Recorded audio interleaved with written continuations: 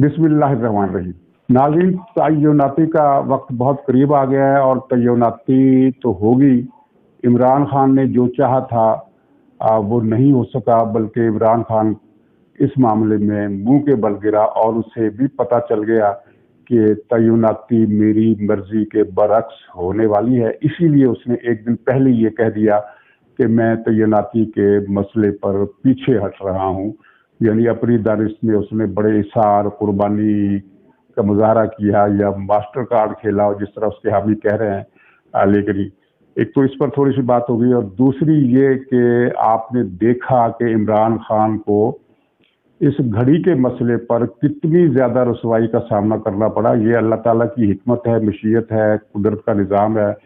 कि इसकी 5-5 अरब रुपए की चोरियां पकड़ी गई, लेकिन उन पर इतना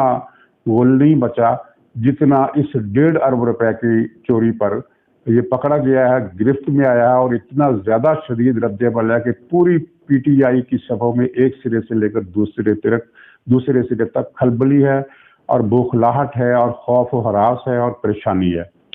तीसरा, ये फिर कातिलाना हमले की दुहाई दे रहा है। इसकी क्या वजह हो सकती है? ये कौन सा ड्रामा अब स्टेज करने जा रहा है, जबकि इसने अपना मकान इतना महफूज बना लिया है कि वहां अब सिर्फ हवाई जहाज ही बमबारी करना चाहे तो कर सकता है,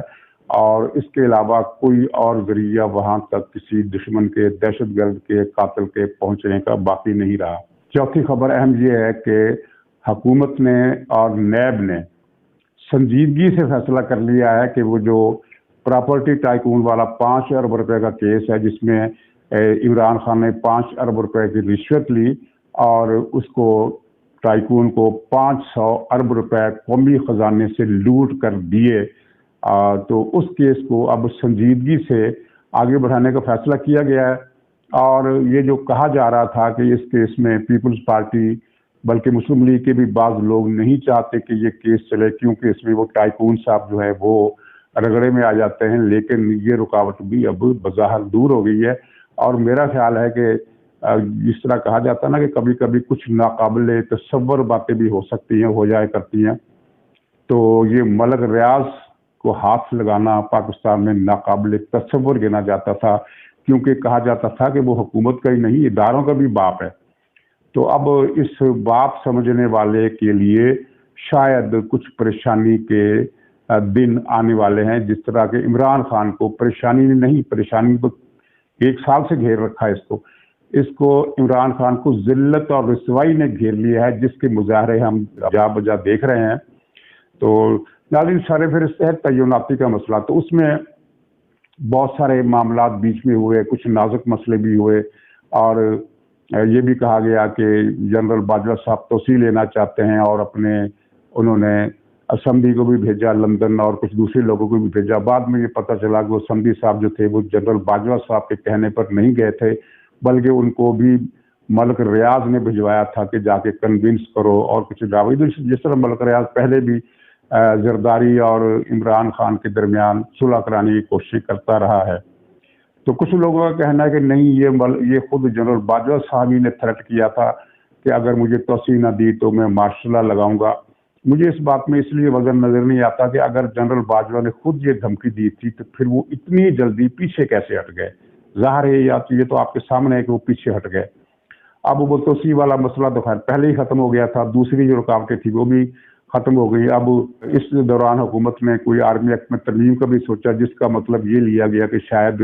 इस तरमीम के तहत जनरल बाजवा को मजीद अपनी सीट पर बरकरार रखा जाएगा। लेकिन पता चला कि उसका ताल्लुक जनरल बाजवा से नहीं है, बल्कि किसी और शख्सियत की तरफ है। बहरहाल ये सारी बारीक बातें इनको हम छोड़ते हैं। खुलासा इनका यही है कि वो तकर्री होने वाली है, जिसके लिए इमरान खान ने कहा था कि मैं ये किसी भी कीमत पर ये तकर्री नहीं होने दूंगा, बल्कि ये प्लान भी उसका सामने आया था कि वो तकर्री वाले दिन से पहले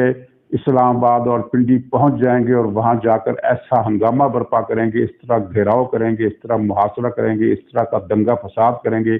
जिसके लिए उन्होंने कई 100 अफराद इधर उधर से इकट्ठे भी किए थे, मुसल्ला और दहशतगर्द और ट्रेंड शूटर जो उनमें शामिल थे। तो ये सब कुछ करके, और पीटीआई वालों को आपने सुना होगा बार बार सोशल मीडिया पर भी کہ یہ تقرری تو ہم نہیں ہونے دیں گے، تو وہ جو تقرری وہ نہیں ہونے دیں گے ایک عزم کر رکھا تھا، وہ تقرری اب ہو رہی ہے اور وزیر اعظم شہباز شریف کے دستخط سے ہی ہو رہی ہے۔ عمران خان سے کسی نے مشورہ نہیں لیا، حالانکہ وہ دمدان ساز جال ساز ایوان صدر میں بیٹھا ہوا افرادیہ،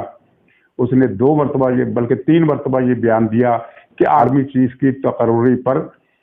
سب سے مشورہ کیا جائے۔ سب سے مراد عمران خان بھی تھا، باقی تو ظاہر ہے وہ حکومت میں اتحادی پارٹیاں شامل ہے، جب حکومت فیصلہ کرتی ہے، کیبنٹ فیصلہ کرتی ہے، وزیر اعظم اس کی منظوری دیتا ہے تو وہ سارا مشورہ اس میں شامل ہو گیا۔ تو جب یہ اس کراچی سے نکلے ہوئے باندر نے جب یہ کہا کہ سب سے مشورہ لیا جائے تو اس کا مطلب یہی تھا کہ عمران خان کو بھی مشورے میں شریک کیا جائے، چلے اس کی بات نہ مانی جائے، کم سے کم اس کو مشورے میں تو شریک کرو۔ یہ اس نے منتیں اور ترلے کی حکومت کے سامنے۔ جو اوپن تقریر تھی اس میں تو چلیے نپے تولے الفاظ ہوتے ہیں، لیکن جو اس کے رابطے حکومت سے تھے، حکومت کے وزیروں سے تھے، اس میں اس نے یہ باقاعدہ منت ترلے کے انداز میں یہ بات کہی کہ خدا کے لیے عمران خان کو مشورے میں شریک کر لو، کوئی فیس سیونگ تو اس کو دے دو۔ اسے جواب یہی دیا گیا کہ جناب آئین میں اس کی گنجائش ہی نہیں ہے، اور پھر یہی فکرہ اس کے منہ سے، کراچی کے باندر کے منہ سے نکل گیا، اگرچہ اس کا مقصد کچھ اور تھا۔ وہ نواز شریف سے مشوروں کے پس منظر میں عارف الوی نے 2 دن پہلے ہی کہا کہ آئین میں آرمی چیف کی تقرری پر مشورے کی گنجائش نہیں، یعنی اپنی ہی وہ بات اس نے نادانستگی میں، یعنی اسے بھول گیا کہ میں نے 2 دن پہلے کیا کہا تھا، اور وہ نواز شریف کے ذکر کے ضمن میں اس نے یہ اصولی بات کہہ دی کہ آئین میں تو مشورے کی گنجائش ہی نہیں ہے۔ جب گنجائش نہیں ہے تو تم کیوں منت ترلا کرتے رہے ہو؟ اور ناظرین پھر یہ عمران خان کا وہ کیا کہنا چاہیے، اس کی دمکی بن کر یہ اس نے جو پچھلے دنوں ایک طرز عمل اختیار کیا، وہ صدر کے عہدے کو پامال کرنے کے مترادف تھا۔ جہاں جہاں جنرل باجوہ صاحب جاتے تھے وہاں یہ پہنچ جاتا تھا، اور پہلے یہ لاہور میں جنرل باجوہ صاحب آئے تو یہ بھی لاہور پہنچ گیا اور جا کر ان سے ملاقات بھی کی۔ پھر ملاقات کے بعد ایک خبر بھی اڑا دی کہ جناب جنرل باجوہ صاحب تو بھیس بدل کر زمان پارک میں گئے اور جا کے عمران خان سے 3 گھنٹے ملے، جن میں سارے معاملات طے ہوئے، اور پی ٹی آئی نے اگلے دن اس کا پر خوب شور بچایا کہ معاملات طے ہو گئے، بساط الٹ گئی، امپورٹڈ حکومت ختم ہو گئی، اور تقرری بھی عمران خان کے مرضی سے ہوگی، الیکشن کی ڈیٹ کا بھی فیصلہ ہو گیا۔ سارا جھوٹ نکلا، پتہ چلا کہ کوئی ملاقات ہوئی نہیں۔ اس نے جنرل باجوہ سے وہی منت ترلے کی ہے جو انہوں نے مسترد کر دی، اس کی کہانی پرانی ہو چکی۔ اس کے بعد کل پرسوں یہ آرمی چیف صاحب کراچی گئے تو ان کے پیچھے یہ بھی کراچی پہنچ گیا، وہاں بھی جا کر یہ ملاقات کی کوششیں کرتا رہا، لیکن ہر طرف سے ناکامی۔ تو اب تقرری کا مرحلہ وہ جس کے بارے میں بہت سارے اندیشے اظہار کیے جا رہے تھے اور کہا جا رہا تھا کہ ادھر تقرری کا اعلان ہوگا، ادھر پاکستان انارکی کے لپیٹ میں آ جائے گا، خان جو ہے وہ پتہ نہیں کتنے لاکھ بندے لے کر اسلام آباد پہنچ جائے گا، اور پھر جو صورتحال ہوگی وہ کسی کے سنبھالے سے نہیں سنبھلے گی۔ یہ ان کی پی ٹی آئی کے اینکر پرسن اور ان کے جو ترجمان، ان کے فواد چودھری سمیت کئی لوگوں کے یہ بیانات آن دی ریکارڈ ہیں کہ پھر جو معاملات ہوں گے وہ نہیں سنبھلیں گے۔ لیکن اب کیا ہو رہا ہے، وہ میں دوسرا پوائنٹ جو ہے رسوائی والا بعد میں کرتا ہوں، پہلے یہ کہ اب کیا ہو رہا ہے۔ اب یہ ہو رہا ہے کہ ان کے پاس لانگ مارچ کے لیے بندے پورے نہیں ہیں۔ کل کراچی سے ایک رپورٹ آئی تھی کہ وہاں کراچی میں کوئی کیمپ لگانے کے لیے تیار نہیں ہو رہا، ورکر باہر نکلنے کی بات کو مسترد کر رہے ہیں، اور پارٹی قیادت کی ساری کوششوں کے باوجود کوئی آدمی پورے کراچی میں ایک بھی کیمپ لگانے کے لیے تیار نہیں۔ اور کل کے اخبار میں یہ خبر بھی آپ نے شاید دیکھ لی ہو کہ ملک گیر سطح پر بھی پارٹی فلسفوں کے اندر ایک مایوسی، ایک افسردگی ہے، وہ باتیں نہ ماننے جانے کی وجہ سے بھی ہے، اور جو اس رسوائی کی وجہ سے وہ بھی ہے۔ اور اب ناظرین اس نے قاتلانہ حملے کا پھر ایک ڈرامہ کیا، فرانسیسی اخبار کو انٹرویو دیتے ہوئے کہا کہ مجھ پر وہی لوگ ایک اور قاتلانہ حملہ کروانے والے ہیں۔ وہی لوگ سے کیا مراد ہے یہ آپ سمجھتے ہیں۔ تو اتنے مضبوط سیکورٹی انتظامات، یعنی 600 تو وہاں پنجاب پولیس کے اہلکار ہیں، پختونخوا پولیس کے 250 آدمی وہ بھی آئے ہوئے، 250-300 آدمی، یعنی لگ بھگ 1000 نفری ایسے لوگوں کی جن کی بندوقیں ہمیشہ ریڈی رہتی ہیں، وہ ایک مکان کے گرد دیوار بن کر کھڑے ہوئے ہیں۔ پھر اس کے بعد ریت کی دیوار ہے، پھر شیشوں کی دیوار ہے بلٹ پروف کی، اور پھر اس کے بعد پتہ نہیں کیا اندر بھی بندوبست ہیں۔ دھوکہ دینے کے لیے عمران خان کا کمرہ بھی بدل دیا گیا ہے کہ وہ کس کمرے میں سوتے ہیں، آج اس کمرے میں تو کل اس کمرے میں۔ تو اس کے باوجود اسے یہ خطرہ ہو گیا ہے کہ مجھ پر ایک اور قاتلانہ حملہ ہونے والا۔ یہ تو کہتا تھا کہ میں تو موت سے ڈرتا ہی نہیں، تو اب یہ قیاس آ رہا یہ ہو رہی ہے کہ یہ ڈرامہ کس مقصد کے لیے رچایا جا رہا ہے. کیا لانگ مارچ میں آنے والوں کو یہ پیشگی اطلاع دی جا رہی ہے کہ خان کی زندگی بہت خطرے میں ہے, وہ پنڈی اسلام آباد نہیں آئیں گے, آپ وہاں پہنچو, جو مرضی کرنا کرو, خان آپ سے ویڈیو لنک کے ذریعے بات کرے گا, کیمرے کے ذریعے بات کرے گا, آپ کے سامنے وہ نہیں آ سکتا. اور پی ٹی آئی کے لوگ اس بات کو قبول بھی کر لیں گے کہ ہاں جی خان کی زندگی بہت قیمتی ہے, بڑے خطرے میں. حالانکہ یہی پی ٹی آئی والے کہا کرتے تھے کہ خان اتنا بہادر ہے کہ دیکھو کنٹینر پر وہ بلٹ پروف شیشے کے بغیر چلتا ہے, اسے کسی موت کا ڈر نہیں ہے, اتنا بہادر ہے. اور اب وہ خان جو ہے وہ اس کے لیے ایک بلٹ پروف شیشوں والا کنٹینر تیار کرا لیا گیا ہے. وہ اس کنٹینر پر بھی بیٹھنے کے لیے تیار نہیں ہے کہ کیا پتہ نیچے کوئی گھس کر کنٹینر کے وہ رائفل کی گولی اوپر چلا دے گا, پتہ نہیں نیچے سے کیسے چلا دے گا. لیکن عمران کو خطرہ ہے کہ وہ نیچے سے چلا دے گا, تو وہ نیچے سے چل گئی تو وہ بلٹ پروف شیشہ کیا کرے گا. وہ کنٹینر میں, بلٹ پروف کنٹینر میں, اور پہلے سے ٹرپل ہو گئی سیکورٹی کے باوجود کنٹینر میں بیٹھنے کے لیے تیار نہیں ہے. تو کچھ لگتا کچھ یہی ہے کہ یہ لانگ مارچ وہاں لوگ تو آ جائیں گے پختونخوا سے اور ادھر ادھر سے. پنجاب سے تو بہت کم لوگوں کی رپورٹ مل رہی ہے کہ وہ وہاں پہنچیں گے. زیادہ تر انحصار, بلکہ تقریباً سارا انحصار ان کا کے پی پر ہے کہ وہاں سے لوگ آئیں گے. لیکن خان صاحب جو ہیں, یعنی جو بارات تو آئے گی, بارات کا دولہا نہیں ہوگا. تو ناظرین, عمران خان نے اپنے 3.5 سال میں کرپشن کے جو ڈنکے بجائے, وہ کہانی کسی سے چھپی نہیں ہے. ہر روز ایک سکینڈل, ہر روز ایک سکینڈل, اور ہر سکینڈل اربوں روپے کا. اور اس میں جو خاص جو ڈائریکٹ کرپشن کا سکینڈل تھا وہ تھا ملک ریاض والا, جس میں وہ جو برطانیہ سے اس کی منی لانڈرنگ کی گئی, بلیک منی, حرام کی, ناجائز غیر قانونی لوٹی ہوئی دولت جو ملک ریاض کی تھی, وہاں برطانیہ کی حکومت نے ضبط کر کے پاکستان کی گورنمنٹ کے حوالے کر دی شہزاد اکبر کے ذریعے. اور وہ رقم عمران خان نے کیبنٹ کے اجلاس میں ایک لفافہ دکھا کر اس لفافے کی منظوری دے دو, لفافہ منظور کر لیا گیا. اور اس لفافے کی منظوری کے تحت وہ رقم ساری کی ساری ملک ریاض کو دے دی گئی. یعنی قومی خزانے سے 50 ارب روپے ملک ریاض کو دے دی گئے, بلکہ اس سے بھی زیادہ وہ مالیت کی رقم بنتی ہے. اور اس کے عوض رشوت لی عمران خان نے ڈائریکٹ ملک ریاض سے 5.5 ارب روپے کی قیمتی اراضی, اور اس کے علاوہ کئی کروڑ روپے کا ہیروں کا ہار, جس کی مالیت کچھ لوگ 20 کروڑ بتاتے ہیں. وہ 20 کروڑ روپے کا ہار جو تھا وہ ملک ریاض نے سیدھا اس کو دیا پنکی پیرنی کو. اور شاید یہ وہی ہار تھا جو اس سے پہلے بھی کوئی ہار لیے گا تھا, جس کی رپورٹ جنرل آصم منیر نے بطور ISI چیف کے عمران خان کو کی کہ تمہارے گھر میں کرپشن کی گنگا بہ رہی ہے. تو جس پر عمران خان مشتعل ہو کر جنرل آصم کو اپنے راستے سے اپنی دانش میں ہٹا دیا. وہ سارے کیس جو تھے وہ اتنی بدنامی کا باعث نہیں بن سکے, اگرچہ بدنامی تو بہت ہوئی, لیکن وہ اس طرح آتش فشاں بن کر جس طرح یہ گھڑی والا معاملہ پھٹا ہے, اس طرح کوئی ایشو نہیں بنا. تو ناظرین, یہ پھر قدرت کا ایک سسٹم ہوتا ہے. اس میں آپ نے دیکھا کہ بڑے بڑے جو کرپشن والے کیس تھے ان پر وہ غل نہیں بچا. جو 1.5 ارب روپے کی اس چوری نے جو کوہرام مچا دیا, اور اب سوشل میڈیا میں پی ٹی آئی والے ڈیفینڈ نہیں کر پا رہے, وہ بہانے کیا بنا رہے ہیں. کل کامران خان کا ایک ٹویٹ دیکھا کہ اس سے زیادہ کرپشن تو کے ڈی اے میں ہوتی ہے جتنی عمران خان پر الزام لگا. مطلب یہ ہے کہ عمران خان نے اگر 1.5 ارب روپے کھا لیے ہیں تو کیا غضب کیا, اس سے زیادہ کرپشن تو فلاں ادارے میں ہے. اچھا, کوئی یہ کہتا ہے کہ یہ گھڑی ہے ہی, گھڑی ہی جعلی ہے, یہ گھڑی وہ ہے ہی نہیں. اور کوئی کہتا ہے کہ یہ سارا قصہ ہی جھوٹ ہے. اور کوئی کہتا ہے کہ یہ جو عمر فاروق ہے جس نے یہ گھڑی خریدی وہ تو فراڈ شخص ہے, اس کی بات کا کیا اعتبار کرنا. یعنی پی ٹی آئی کو اب کچھ سمجھ میں نہیں آ رہا کہ ہم نے اس گھڑی کے مسئلے پر عمران خان کا دفاع کیسے کرنا ہے. کبھی یہ کرپشن کی جسٹیفیکیشن دیتے ہیں, اور وہ جو ان کا ایک بہت ہی گستاخ رسول قسم کا دانشور ہے حوریہ مقبول, اس نے ایک ٹویٹ کیا ہے کہ وہ تحفے تو حضور صلی اللہ علیہ وسلم نے بھی وصول کیے تھے. یعنی اندازہ کریں کہ یہ عمران خان کو کہاں سے اٹھا کر کہاں لے گیا ہے. یہ خوف خدا سے عاری شخص اور رسول کا گستاخ,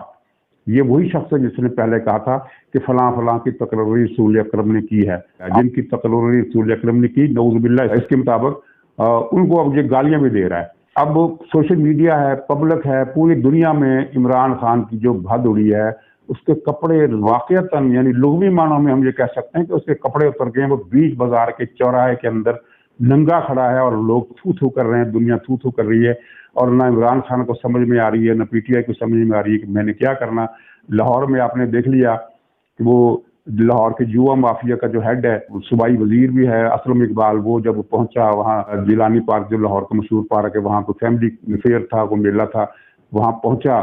تو عورتوں نے اور نوجوانوں نے، یعنی ان کو سب سے زیادہ ناز اس بات پر ہے نا کہ عورت کسی بھی گھر میں ہو وہ ہماری حامی ہوتی، مسلم لیگ والوں کی اور گھروں کی عورتیں وہ بھی ہماری حامی، یہ ان کی بکواس ہے۔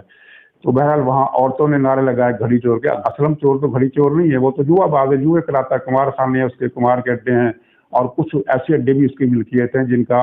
کمار خانوں سے کوئی تعلق بنتا ہے جو میں ذکر نہیں کرنا چاہتا۔ اس کے علاوہ وہ قبضہ گروپ بھی ہے اور لوٹ مار بھی ملوث ہے، لیکن اس کو گھڑی چوری کا تو ظاہر ٹارگٹ عمران خان ہے، لیکن اسلم اقبال کو دیکھتے ہی لوگوں نے گھڑی چور کی اتنے نعرے لگائے کہ انہوں نے فون کیا اور پولیس جو باہر کھڑی تھی پارک کے وہ اندر آئی اور انہوں نے پھر یہ نعرہ بازی ختم کرائی۔